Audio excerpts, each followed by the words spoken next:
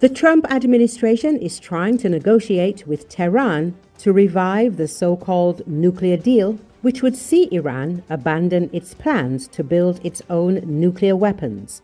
Several rounds of negotiations have already taken place, but no concrete results have been achieved yet. At the same time, the Israeli leadership, Prime Minister Netanyahu, personally regularly announced plans to strike Iranian nuclear facilities. It seems that Tehran believes Israeli threats more than Trump's peacefulness. The American newspaper The Wall Street Journal writes, citing its sources, that Iran has ordered thousands of tons of components from China for the production of hundreds of ballistic missiles. According to the publication, Tehran has ordered from China enough ammonium perchlorate to potentially produce up to 800 solid fuel missiles. The materials are expected to arrive in Iran in the coming months. The WSJ report said the shipment was agreed upon months ago, likely before US President Donald Trump announced in March that he had offered to negotiate with Iran's supreme leader, Ayatollah Ali Khamenei, over the nuclear program. The ammonium perchlorate was ordered by Iran's Pishgaman Tejarat Rafinovin company from Hong Kong-based Lion Commodities Holdings Limited. The WSJ source said some of the ammonium perchlorate is expected to be sent to Iranian-backed groups such as Yemen's Houthi rebels, who have repeatedly launched ballistic missiles at Israel.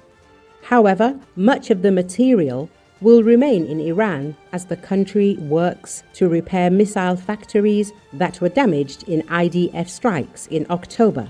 An Israeli strike in October destroyed about a dozen so-called planetary mixers, which are used to mix components for ballistic missiles, the WSJ reports. In addition, Iran is also working to restore its air defense system after the Israeli attacks. In response to a request from the American newspaper, the Chinese Ministry of Foreign Affairs responded that Beijing knows nothing about a contract for such a supply. Iran, whose leaders have vowed to destroy Israel, has long financed and armed a network of regional militias in the Middle East, the so-called Axis of Resistance, which includes Yemen's Houthis, Lebanon's Hezbollah, and Hamas in the Gaza Strip, as well as separatist militias in Iraq. After 5 rounds of talks, the United States on Saturday presented Iran with a proposed deal that would reportedly limit the Islamic Republic's uranium enrichment without halting it entirely. Khamenei rejected the proposal on Wednesday. Earlier, the IAEA reported in its report that Iran had allegedly significantly increased its stockpiles of uranium enriched to 60%. In turn, the Axios portal claims, citing Israeli officials, that Israel has informed the White House that it will not strike Iranian nuclear facilities if a nuclear deal is concluded. Although the IDF is constantly preparing to strike Iran, isolated preparations for strikes against the Houthis have been misinterpreted by the United States and other countries as a sign of an imminent Israeli attack on the Islamic Republic, a senior Israeli official told Axios.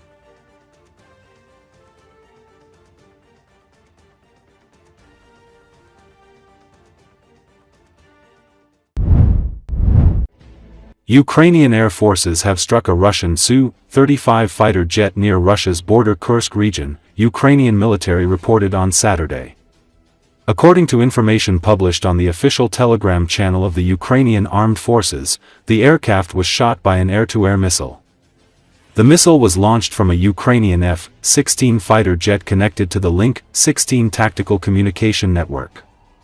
According to open-source intelligence analysis, the Su-35 was based at the Borisoglebskoye airfield and crashed near the village of Urasovo in Russia's Kursk region after being shot down by a Ukrainian F-16. Earlier, today the Ukrainian military reported the downing of a Russian Su-35 fighter jet in Kursk region, bringing the number of destroyed Russian Su-35 to 7 since the start of full-fledged war in February 2022. The exact location of the incident was not reported. On Friday, Ukrainian drones destroyed a Russian Mi-8 helicopter and damaged a Mi-35 helicopter in Russia's Bryansk region. Last week, Ukraine's security service launched its daring spiderweb operation that destroyed 41 Russian strategic bombers worth $7 billion in 4 military attacks on 4 military airfields deep in Russia. Russia retaliated, launching 400 drones and more than 40 cruise ballistic missiles on capital Kiev on Friday.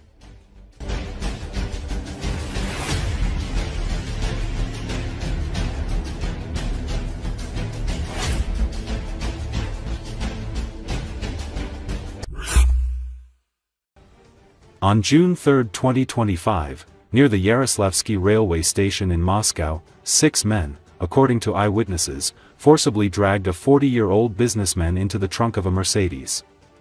Witnesses say that the man resisted and loudly begged for help.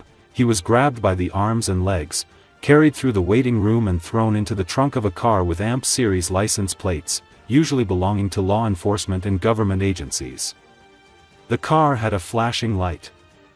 The police, who were present at the station, did not intervene.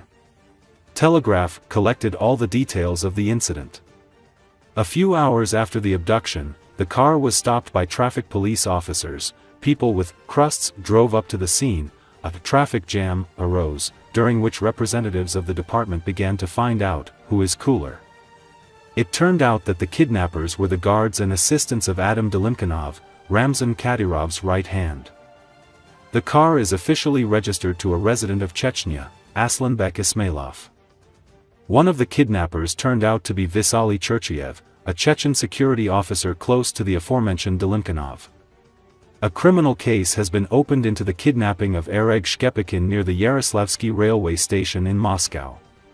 According to the Investigative Committee of Russia, all defendants in the case have been taken to the Moscow division of the Investigative Committee. It is not reported under what article the case was opened.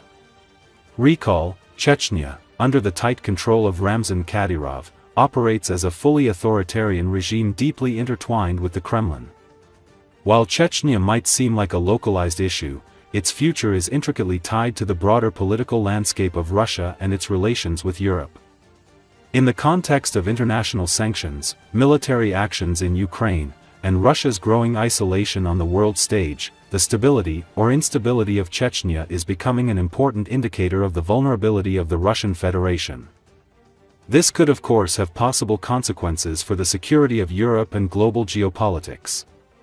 Chechnya's authoritarian regime depends heavily on the personal bond between Kadyrov and Putin.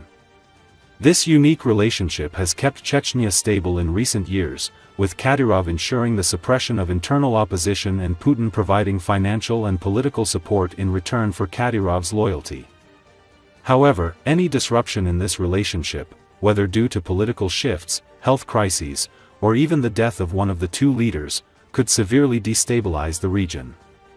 The reliance on these personal ties makes the alliance fragile, raising questions about what will happen when Kadyrov or Putin can no longer maintain their roles. Recently, it has become increasingly clear that Kadyrov is aware of his health prospects and is therefore trying to promote his children and close relatives as much as possible. While Kadyrov has reasons to prepare his descendants to take over, it is unclear whether power will be successfully transferred to a Kadyrov Jr. At the same time, it is uncertain whether Kadyrov's loyalists would accept this transition or attempt a coup.